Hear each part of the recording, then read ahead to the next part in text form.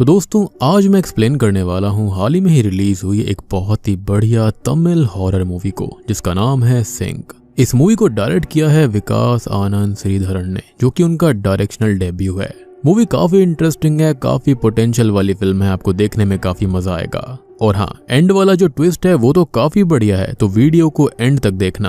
और दोस्तों मैंने हाल ही में ही एक टर्किश हॉरर मूवी को एक्सप्लेन किया है, काफी बढ़िया है। साथ ही साथ मैंने किलर सूप नाम की एक काफी बढ़िया थ्रिलर सीरीज को एक्सप्लेन किया है जो कि नेटफ्लिक्स पर आई है। इन दोनों ही वीडियोस का लिंक आपको नीचे डिस्क्रिप्शन में और पिन्ड कमेंट में मिल जाएगा, तो जाकर जरूर देखना। और चैनल के ऊपर नए हैं तो सब्सक्राइब कर लीजिए, 9 लाख सब्सक्राइबर्स के हम काफी करीब हैं, तो सब्सक्राइब जरूर कर देना। तो चलिए अब बिना किसी देरी के चलते हैं सीधा वीडियो की तरफ।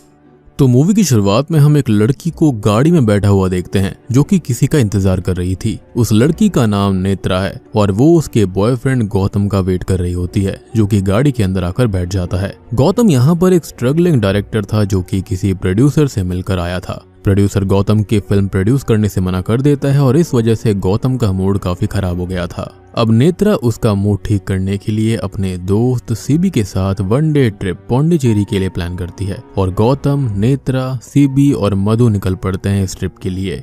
खैर अब रात को लौटते वक्त उनकी गाड़ी के ब्रेक्स फेल हो जाते हैं और हड़बड़ी और घबराहट के चलते वो किसी लड़की को ठोक देते हैं।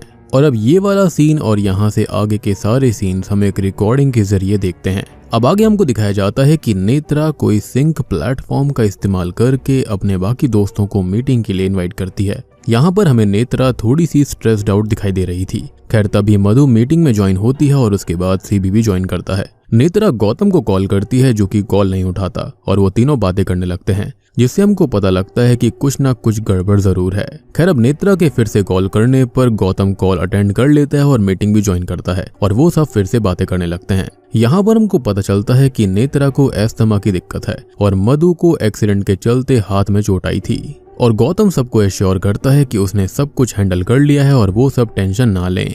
खैर तभी गौतम को मुलिगन नाम के एक पुलिस ऑफिसर का कॉल आता है जो कि उसका करीबी दोस्त भी था और वो उन्हें ये बताता है कि वो लड़की जिंदा थी जिसका एक्सीडेंट हुआ था और उसकी ट्रीटमेंट भी हॉस्पिटल में चल रही थी। वो उन्हें भी बताता है कि इस केस को क्लोज कर दिया गया है और वो लोग सेफ हैं। खैर अब गौतम को बाहर से उसकी बहन श्रुति आवाज लगाती है और वो रूम से बाहर जाता है। सीबी काफी फ्रस्ट्रेट हो रहा था क्योंकि गौतम को बार बार किसी का कॉल आ रहा था और सब फिर से बातें करने लगते हैं और हमको ये पता चलता है कि सीबी मधु को पसंद करता है। तभी मधु की माँ आ जाती है और वो सबसे बातें करने लगती है। वो मधु को बताती है कि उनकी फ्लाइट मिस हो गई थी और वो लोग दूसरे दिन गाड़ी से बेंगलोर के लिए निकलने वाले हैं। मधु उन्हें जाकर रेस्ट करने के लिए कहती है और वो चली जाती हैं। खैर अब गौतम वापस कॉल पर आता है और फोन चेक करता है और उसके फोन की बैटरी डेड हो गई थी। वो लोग ऐसे ही बातें करने लगते हैं और सीबी उन्हें अपना पुराना बंद पड़ा हुआ फोन दिखाता है जिसे वो एक प्रॉप की तरह इस्तेमाल कर रहा था। खैर अब श्रुति गौतम की बहन जो कि प्रेग्नेंट है अंदर आती है और सबसे बातें करती है और गौतम को जागे रहने के लिए कहती है।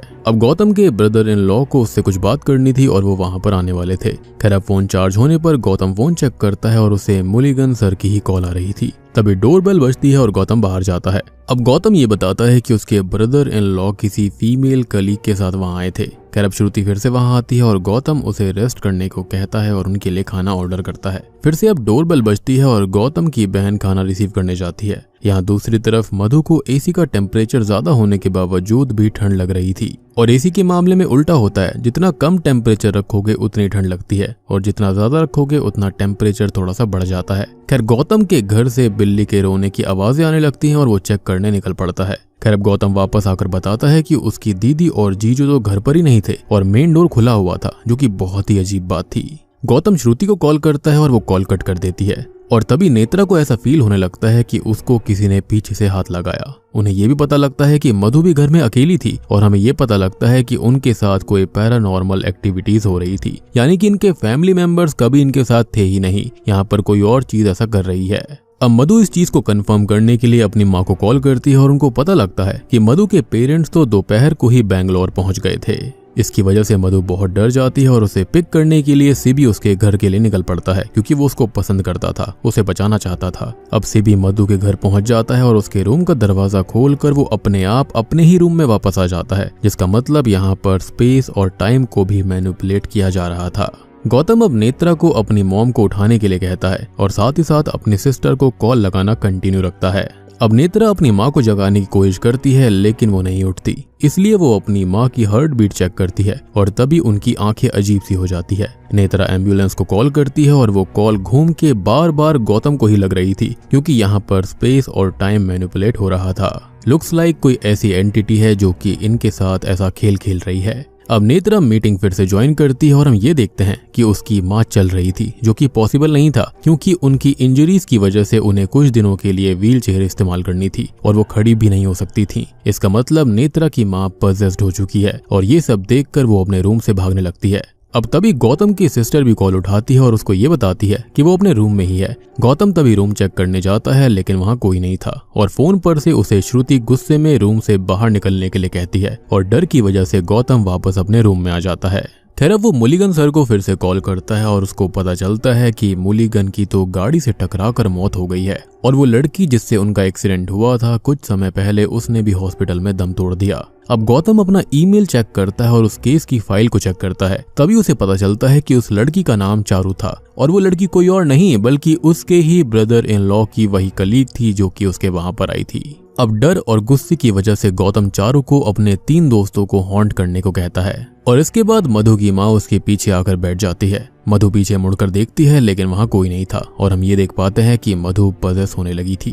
अब गौतम के घर भी किसी के बच्चे के रोने की आवाज आती है और पजेस्ड हो चुकी मधु उसको ये बताती है कि उसकी सिस्टर उसे बुला रही है और वो उसे वहां जाने के लिए कहती है। गौतम बाहर जाता है और अपनी बहन को एक बच्चे को पकड़े हुए देखता है। अब पास जाकर उसको पता चलता है कि वो कोई गुड़िया थी। अब श्रुति अपने रूम में आ जाती है और गौतम उसके पीछे जाता है लेकिन वहां पर कोई नहीं था। मधु अब सीबी को बताती है कि वो उसके प्रपोजल को हाँ करने वाली थी और वो उसे उसके बर्थडे के दिन प्रपोज भी करने वाली थी, लेकिन जब वो उसके घर गई तब उसने सीबी को अपनी ही दोस्त के साथ देख लिया था और ये कहकर वो खुद को खत्म कर लेती है। अब इसके बाद सीबी को उसके पुराने फोन पर मधु के लैंडलाइन से कॉल आता है और वो गिल्ट के मारे उससे मिलने निकल पड़ता है। बाहर निकलते ही उसका एक्सीडेंट हो जाता है और उसकी मौत हो जाती है। अब सिर्फ नेत्रा और गौतम ही कॉल पर थे, 2 की मौत हो गई थी। गौतम नेत्रा को शादी के लिए प्रपोज करता है लेकिन तभी नेत्रा के घर में पैरानॉर्मल एक्टिविटीज होने लगती हैं, जैसे कि कोई प्रोजेक्टर अपने आप चलना, दरवाजा खटखटाने की आवाज आना। अब नेत्रा के रूम का दरवाजा अपने आप खुल जाता है और बाहर से चारू की आत्मा उसके करीब आने लगती है। तभी नेत्रा को बचाने के लिए गौतम चारू को अपने पास बुलाता है। चारू गौतम के पास जाकर उसे मार डालती है और इसी बीच नेत्रा भागकर गाड़ी में जाती है लेकिन चारू की आत्मा उसे वहां पर मार देती है और बूम। इसी के साथ में सिंक नाम की शॉर्ट फिल्म YouTube पर खत्म हो जाती है। आपको लगा होगा ना कि वीडियो खत्म है, लेकिन ऐसा नहीं है, क्योंकि दोस्तों अब यहाँ पर खुलते हैं इस मूवी के असली पत्ते। तो अब तक हमने जो कुछ भी देखा है वो बस एक शॉर्ट फिल्म थी जो कि बहुत ही वायरल हो गई थी, जिसको गौतम और उसके दोस्तों ने ही पूरा प्लान करके बनाया था। अब गौतम इंटरव्यू के वक्त ये बताता है कि जब वो लोग असल जिंदगी में उस दिन पौंडीचेरी से लौट रहे थे तभी उन्होंने एक hit and run case witness किया था और उस विक्टिम का नाम चारू था और उन्होंने चारू का ही नाम इस्तेमाल किया ताकि उनकी फिल्म को रीच मिले। उन्हें वहाँ ये भी पता चलता है कि असली चारुलता की मौत हो चुकी थी।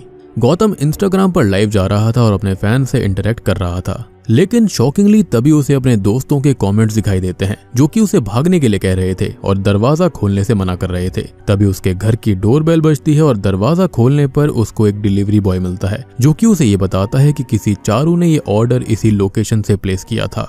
अब डिलीवरी बॉय उसको बोलता है कि उसने चारू का नाम लेकर गलती कर दी, क्योंकि चारू को भी ये लगेगा कि उसने ही उसका खून किया है। अब गौतम उसे इग्नोर करता है क्योंकि उसे ये लगता है कि शायद ये भी कोई प्रैंक या फिर किसी चीज का हिस्सा होगा। लेकिन तभी शॉकिंगली उसके पीछे से किसी लड़की के रोने की आवाज आती है और उसके घर के अंदर पैरानॉर्मल एक्टिविटी शुरू हो जाती हैं और रूम के अंदर जाते ही गौतम को चारू दिखाई देती है। यानी कि अब तक उसने जो कुछ किया उसके बदले सारी चीजें रियल हो चुकी थीं। उसके दोस्तों के साथ में भी ये सारी चीजें हो रही होंगी, जिसके चलते वो उसे कमेंट में ये बताने की कोशिश कर रहे थे। मेरे ख्याल से उस दिन जब यहाँ पर इन्होंने एक्सीडेंट को विटनेस किया था तब तो कुछ नहीं हुआ, लेकिन जैसे ही इन्होंने चारू का नाम इस्तेमाल किया मुझे लगता है कि चारू की स्पिरिट इनके उससे अटैच हो गई और अब इन सभी को भुगतान करना पड़ेगा क्योंकि इन्होंने चारू का नाम इस्तेमाल कर लिया। और बूम, इसी के साथ ही मूवी यहीं खत्म हो जाती है। तो दोस्तों ये थी सिंक फिल्म की कहानी अब देखो यहाँ पर आपने इसमें एक सिमिलैरिटी महसूस करी होगी, जैसे कि मूवीज आई थी होस्ट या फिर अनफ्रेंडेड वगैरह, उसके अंदर भी सिमिलर कॉन्सेप्ट है। लेकिन यहाँ पर ऐसा करा गया है कि इन्होंने खाली एक शॉर्ट हॉरर स्टोरी बनाई थी, लेकिन it comes down to haunt them in real life and specially Gautam को। हो सकता है कि गौतम ने यहाँ पर कुछ न कुछ किया हो। और सबसे बड़ी बात कि अगर इन्होंने यहाँ पर विटनेस किया था एक एक्सीडेंट को या फिर हिट एंड रन केस को, तो इन्होंने हॉस्पिटल क्यों नहीं पहुंचाया उस लड़की को? माइट भी इसलिए चारों की आत्मा इसके पीछे आ गई। वो आजकल आपने सार्कास्टिक टाइप की वीडियोस देखी होंगी ना, जहां पर लोगों का एक्सीडेंट हो जाता है तो कई व्लॉगर्स वहां पर आते हैं या फिर कई लोग आते हैं जो कि वहां पर वीडियो बनाने लगते हैं, लेकिन विक्टिम को हॉस्पिटल लेकर नहीं जाते। तो मेरे ख्याल से शायद यहाँ पर ऐसा हुआ होगा। इन्होंने आइडिया ले लिया कि हमने यहाँ पर शॉर्ट हॉरर स्टोरी बनानी है, लेकिन रियल में विक्टिम को हॉस्पिटल पहुंचाया नहीं। तो दोस्तों, ये थी सिंक नाम की एक तमिल हॉरर थ्रिलर मूवी की कहानी। उम्मीद करता हूँ कि आपको ये पसंद आई होगी। पसंद आई है तो वीडियो को लाइक कर देना, चैनल के ऊपर नए हैं तो सब्सक्राइब कर लीजिए। तो मैं आप सबको मिलता हूँ अगली वीडियो के साथ में, तब तक के लिए